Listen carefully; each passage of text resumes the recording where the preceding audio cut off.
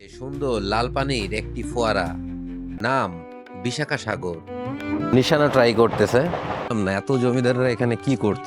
কর্মকর্তার মূর্তি চোখে পড়বে ব্যবহার করা হয়েছিল।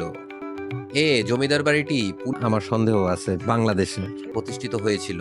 লেডি কনস্টেবল পুলিশ ট্রেনিং সেন্টারে চারিদিকে শুধু আম গাছ, ছুটে চলা ট্রেন, তার পাশেই রয়েছে পরিবেশকে জলের শব্দের দ্বারা।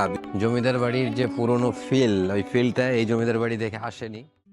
আমি এই মুহূর্তে রয়েছি টাঙ্গাইল পুলিশ ট্রেনিং সেন্টারের সামনে, আর এটি মূলত মহেরা জমিদার বাড়ির মূল এন্ট্রি গেট। এন্ট্রি গেটের পাশেই রয়েছে সুন্দর লাল পানির একটি ফোয়ারা।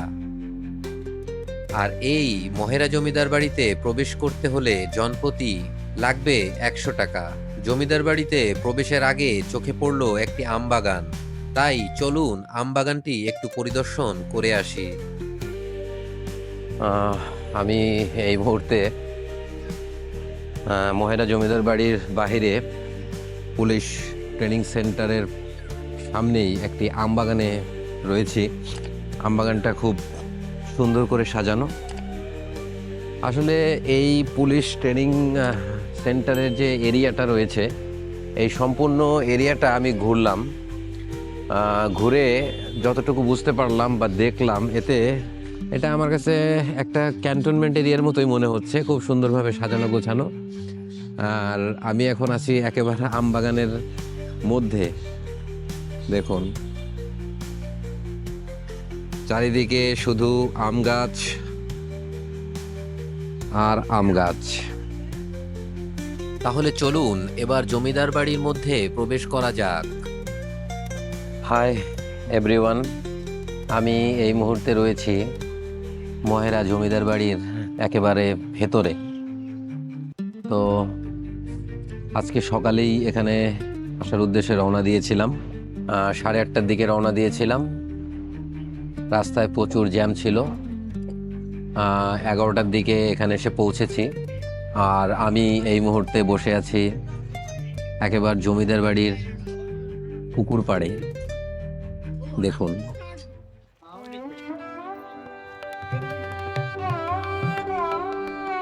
আসলে এটিকে পুকুর বললে ভুল হবে, এটি মূলত একটি দিঘি, নাম বিশাখা সাগর।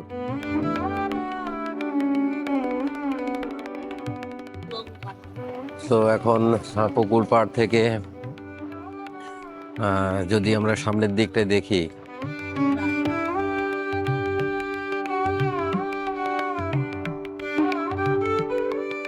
আর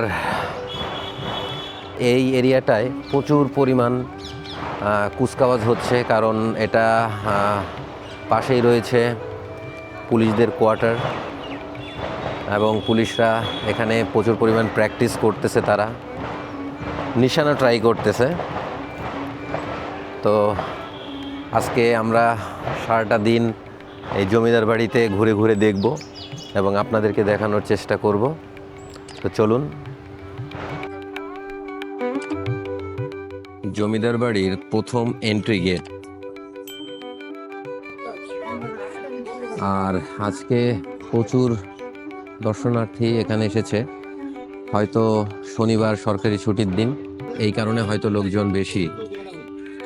চলুন ভেতরটা একটু ঘুরে দেখি, জমিদার বাড়ির স্থাপত্য শৈলীগুলো কীরকম বা কী ধরনের, এটা আমরা এখন আপনাদেরকে দেখানোর চেষ্টা করছি।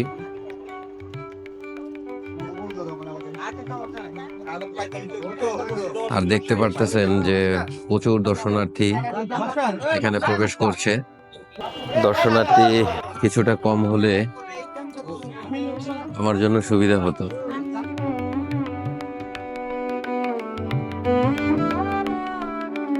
ভিতরে ঢুকে পড়েছি। এখানে সম্পূর্ণ এরিয়াটাই পুলিশ কন্ট্রোল করছে, কারণ তাদের কোয়ার্টারের বা প্রশিক্ষণ কেন্দ্র বা হেড অফিসের ঠিক মাঝখানেই এই জমিদার বাড়ি। আসলে এখানে অনেকগুলো জমিদার বাড়ি একসাথে, বুঝলাম না এত জমিদাররা এখানে কি করতো। মহেরা জমিদার বাড়ির প্রথম এই বাড়িটি মূলত একটি পুলিশদের ব্যবহৃত অস্ত্র ও কিছু জমিদারদের ব্যবহৃত সরঞ্জাম সংরক্ষিত করা হয়েছে দর্শনার্থীদের জন্য।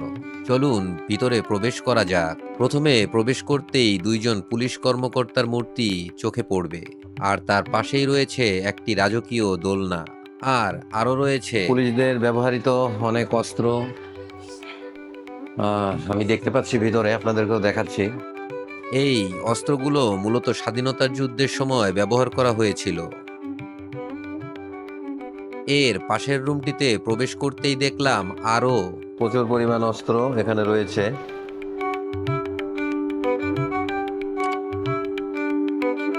আরো রয়েছে একটি স্বাধীনতা পদক। এটি মূলত পুলিশদেরই বিভিন্ন মুক্তিযুদ্ধের সময় ব্যবহৃত অস্ত্র এখানে রাখা আছে। অস্ত্রের রুম থেকে বাম দিকের রুমটিতে রাখা রয়েছে জমিদারদের ব্যবহৃত কিছু জিনিস, যেমন ঘুঘুর, বদনা, গ্রামোফোন, পানদানি, ঘটি, পিকদানি, সিঁদুরের কৌটা, শাপলা, ধূপদানি ও জমিদারের বাড়ির এক টুকরো গ্রিল, যেগুলো ভেতর থেকে পাহারা দিচ্ছেন একজন লেডি কনস্টেবল। আর বাহিরে দায়িত্বরত আছেন পুরুষ কনস্টেবল।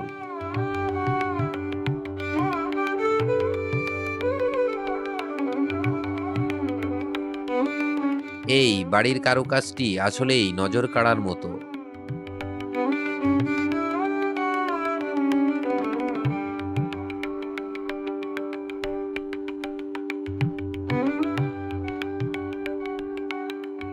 প্রথম জমিদার বাড়িটি মূলত পুলিশদের ব্যবহৃত জিনিসপত্রের একটি মিউজিয়াম।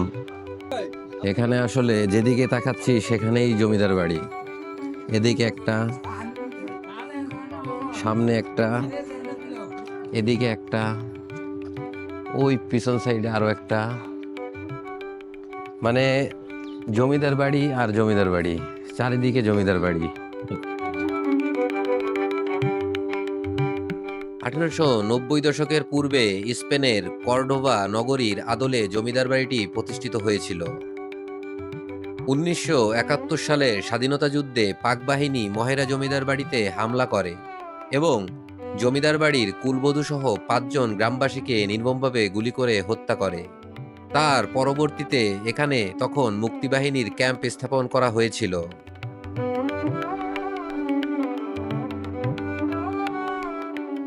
আসলে এই জায়গাটা দেখে আমার কাছে মনে হচ্ছে যে বাংলাদেশের সব জমিদাররা মনে হয় এই মির্জাপুরের মহেরাতেই থাকতো। আমার সামনে এখন যে বাড়িটা দেখছেন, এটা আবাসিক এলাকা, বিনা অনুমতিতে প্রবেশ নিষেধ। তার মানে এখানে পুলিশ সদস্যরা থেকে থাকবেন হয়তো। আর এদিকে চারিদিকে যেদিকেই তাকাচ্ছি সেদিকেই পুলিশ, সেই দিকেই পুলিশ, চারিদিকে পুলিশ আর পুলিশ, পুলিশের গাড়ি, মোটরসাইকেল, একাকার। আমরা একটু আগে যে মিউজিয়ামটায় প্রবেশ করেছিলাম সেটি আমার পিছনে রয়েছে এখন। আর ডান সাইডে যা কিছু রয়েছে, যত বিল্ডিং রয়েছে, এগুলো সব হচ্ছে আবাসিক এলাকা। একত্রে এত জমিদার বাড়ি একসাথে কোথাও দেখিনি আমি, বা আছে বলে কিনা আমার সন্দেহ আছে বাংলাদেশে।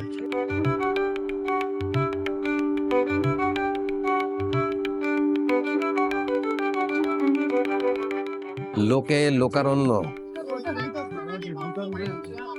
আজকে আসলে প্রচুর পর্যটক এখানে এসেছে, যেই কারণে ক্রাউডটা আমার কাছে একটু বেশি বলে মনে হচ্ছে।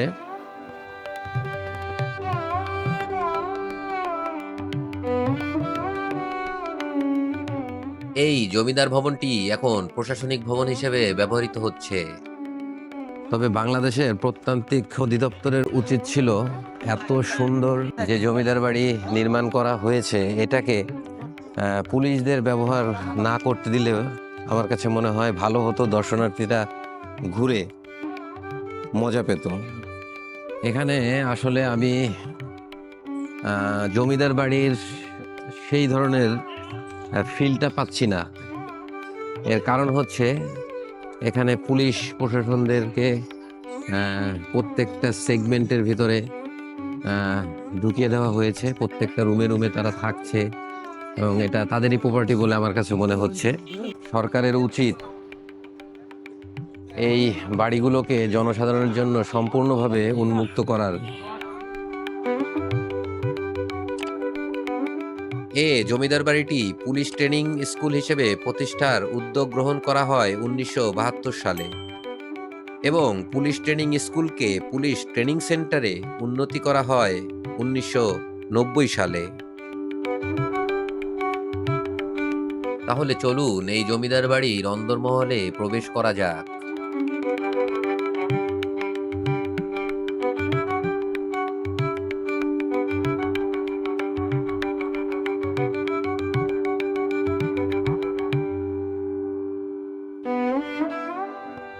প্রবেশ করতেই দেখলাম জমিদার বাড়ির এই ভবনগুলোয় পুলিশ সদস্যরা বসবাস করছেন।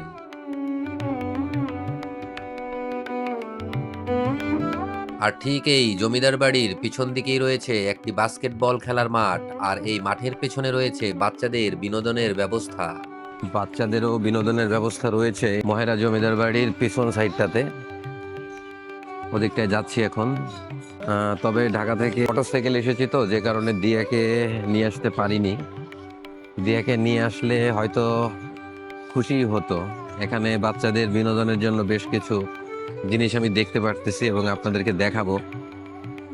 বাচ্চাদের বিনোদন স্থানটিতে রয়েছে ঘূর্ণায়মান ওয়াচ টাওয়ার, লাফালাফি করার জায়গা সহ ঝিক ঝিক ঝিক করে ছুটে চলা ট্রেন।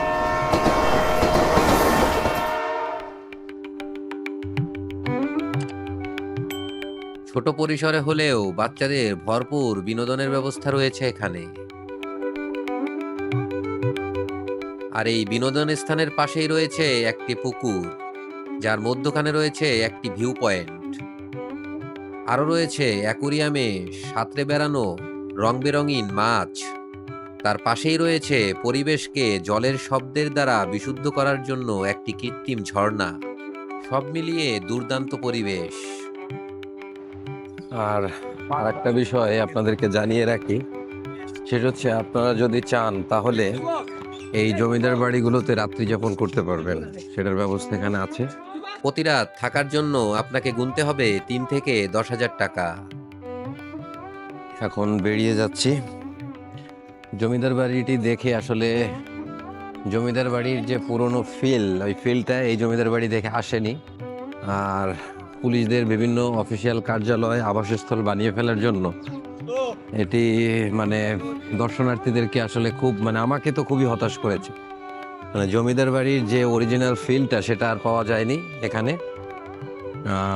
তো রিকোয়েস্ট থাকবে সরকারের কাছে যেন তারা এই প্রত্নতাত্ত্বিক বিভাগের মাধ্যমে এই জায়গাটাকে সম্পূর্ণভাবে দর্শনার্থীদের জন্যই উন্মুক্ত করে।